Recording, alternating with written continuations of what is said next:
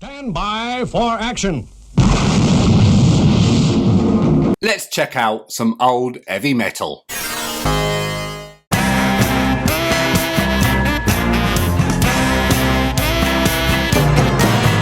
This is a lovely miniature, isn't it? Well, if you didn't know, this was one of the original Terminators. People sometimes refer to these guys as the proto-Terminators, of which there were 3. This particular one is usually dubbed the Cobra Back because of his huge cobra-like back, funnily enough. This particular Terminator was sculpted by one of my favourite ever Warhammer sculptors, Bob Naismith. He's created a lot of wonderful work over the years and is still going strong today, and I thoroughly recommend going to check his work out if you get a moment. This Terminator appears to be from the Ultramarines chapter. We can tell this from 2 things. Firstly, because he's blue, like an Ultramarine, and secondly, because it has Ultramarines logos on. Most of the Space Marines we see in this day and age have big armour plates. Armour plates that are sort of one piece for the area. You know, one big leg plate, one knee plate, and one upper leg plate, for example. But this guy, his armour is divided up into many plates. There are a lot of individual panels on there. If you were a fan of panel lining, this would be a great miniature for you. The Terminator is standing in front of some sort of homemade diorama of a dark, wet cave. There's a lot of these in Lowestoft, usually of the Nurgle variety, and I strongly suggest not poking around inside them. Anyway, this particular dank cave has what appears to be a giant Lego brick sticking out of the top with a piece of jeweller's chain hanging down. I've always found it hard to find this sort of fine chain for hobby projects, so if you know of a good supplier of them, then please let me know. There are 2 Bloodletters of Khorne in the picture, one on the left and one on the right. Both are painted slightly different shades of red. However, I don't think that's the most distinguishing feature. I think that would be the arse crack. The guy on the left has his on full show. Imagine going up against a Terminator with a bare arse. That's bravery right there. Now I myself really like the old Bloodletter miniatures, the original ones from the 80s. They had a really interesting look to them, I feel. It was all sort of spindly and gangly, lanky. A bit like a guy I used to go to school with, except he wasn't bright red, and he also didn't go around poking people with his sword. The new current Bloodletters are a bit chunkier, I think, and I don't think they look as good because they're not as demonic looking, they're more sort of humanised. Not as fun, in my opinion.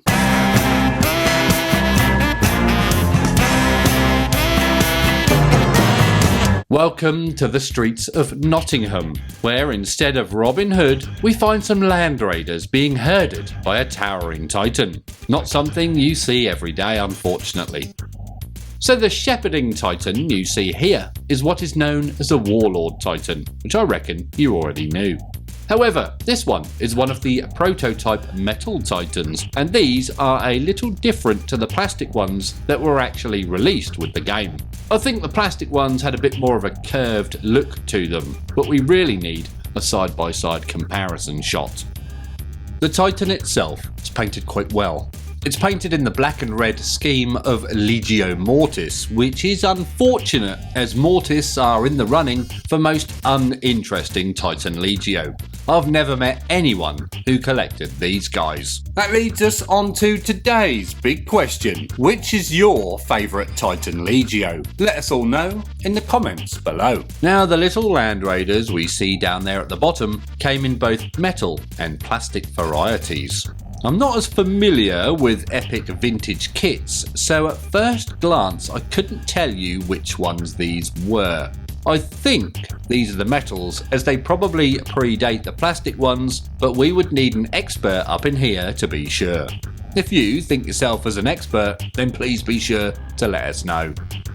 The Land Raiders are painted in a fully black scheme. If I had to make a guess, I would say they are from the Sons of Horus Legion, but I can't see any Legion logos or iconography anywhere on them. There is something that might be a little starburst thing, but it also might just be dirt. So yeah, Sons of Horus will do. Unless the Titan's chasing some Dark Angels out of his garden, I suppose. Dark Angels are well known for interfering with people's garden gnomes. The scenery dotted about in this piece is amazing, isn't it? There's lots of little odds and ends and details made from random parts. I'm pretty sure I can make out some upside down tank treads or caterpillar tracks on that tower there. I don't think it's from the old plastic rhino, but it does have a similar look. Let us know if you spot anything that you can see that's been used.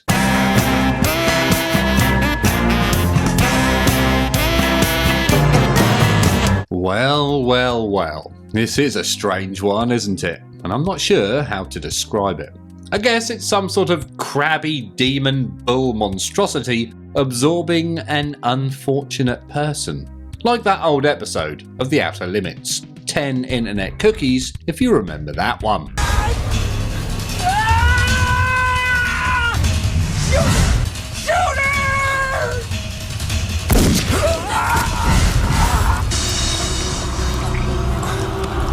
Okay, so it was season 1, episode 15, Caught in the Act. If I had to guess, I would probably say that this is a chaos spawn, or is the correct term a spawn of chaos.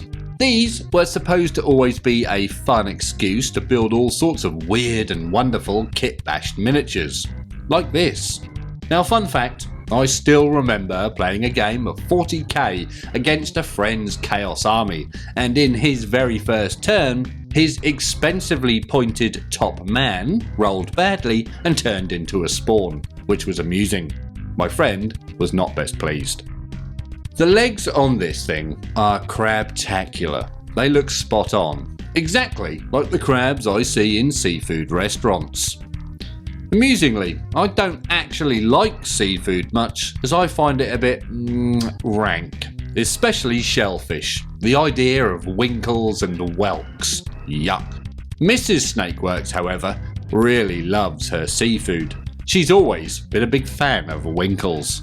I do, however, like battered fish. Give me a piece of battered white plaice and I will be a happy camper. So I guess it's time for the second big question of the day. Which is your favourite type of seafood?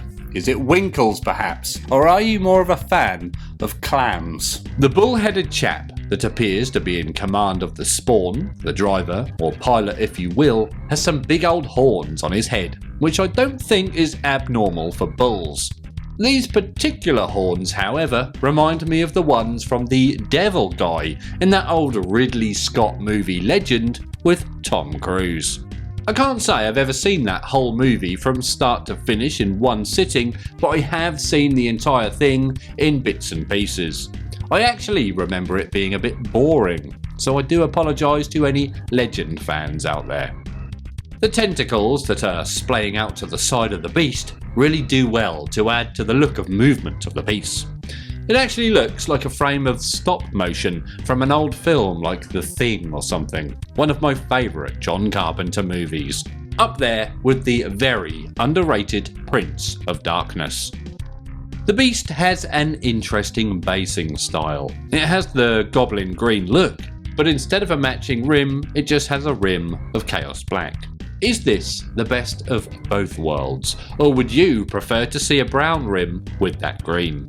Myself, I like either all green or a black rim. Brown rims always just look a bit dirty to me. As to the all goblin green look, I think that started around the beginning of 2nd edition 40k, but I'm not 100% sure. So all of the bases in 2nd edition Warhammer 40,000 were of the goblin green persuasion. I don't think any miniatures had anything in a different basing style, did they? But I reckon this is why, or one of the reasons why, Blood Angels were picked as the poster boys for 2nd edition, because that red is a contrasting colour to the green. Like Christmas. I might be wrong, that might not be the reason at all, but I think it's a good theory. Maybe they just like painting red, or maybe whoever was in charge was a big Blood Angels fan. Anything is possible. Anything can happen in the next half hour. Anything can happen in the next half hour. Now, if you fancy discussing Warhammer 40,000 poster boy theories or anything else hobby related, then feel free to come along and join us on our friendly Discord server, which is not behind a paywall. We'll put a link in the description below and one up here somewhere. We look forward to chatting to you there.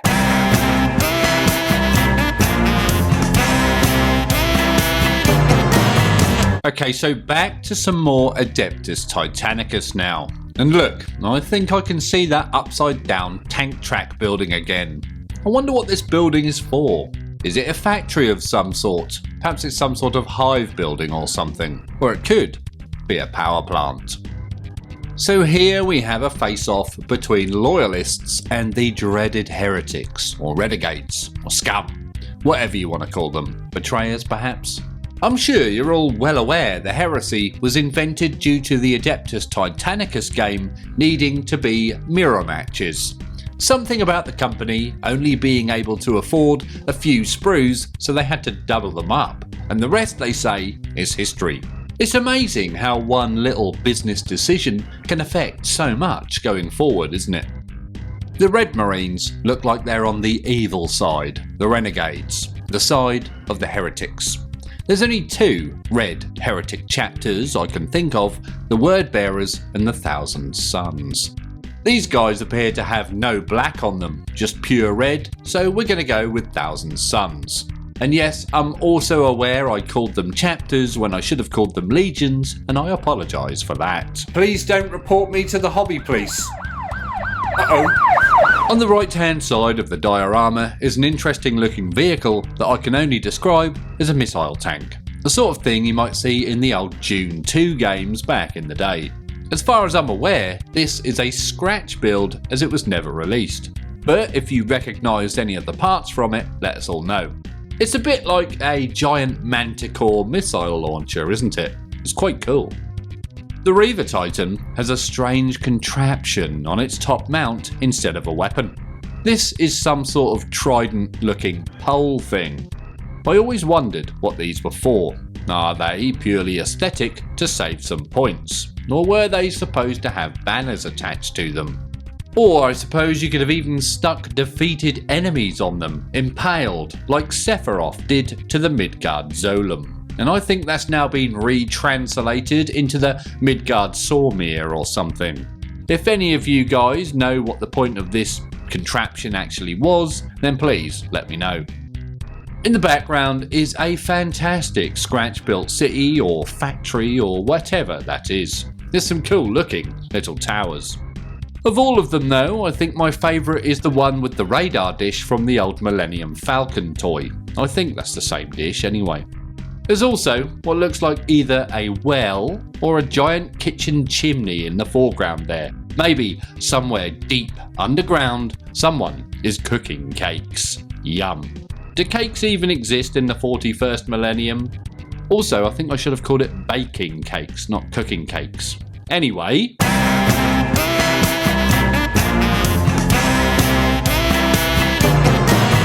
Here we have one of the best looking standard bearers in all of Warhammer 40,000. Well, in my opinion anyway. The Imperial Guard Orderly.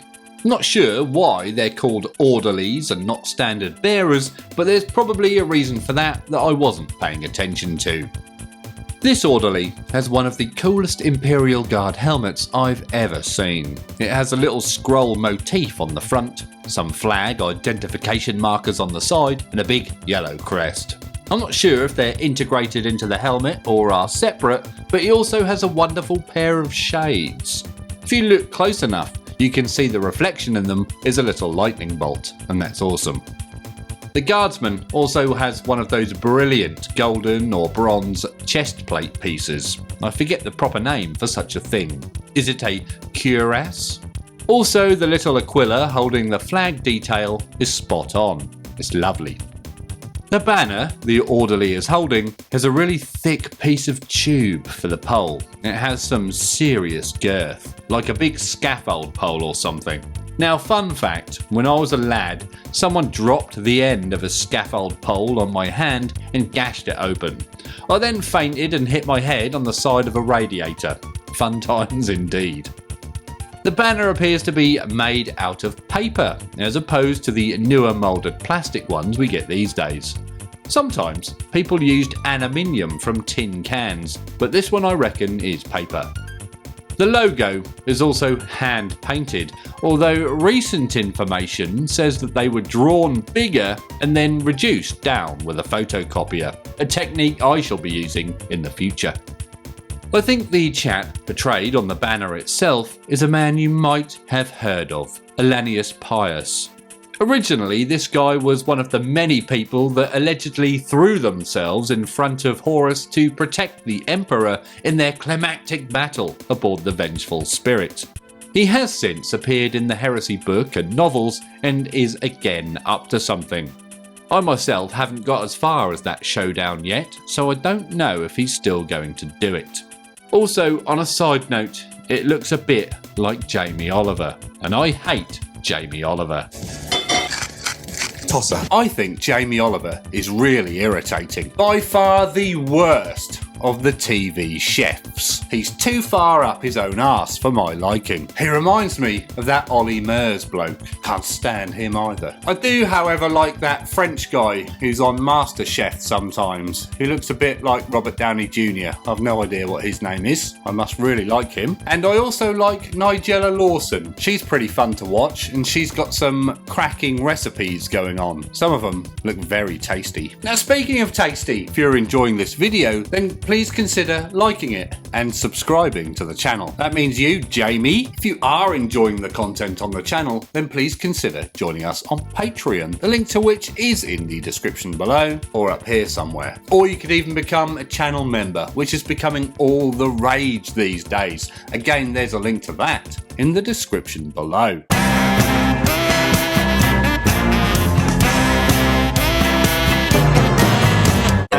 Excuse me, but someone appears to have replaced my hand with a chainsaw, of all things.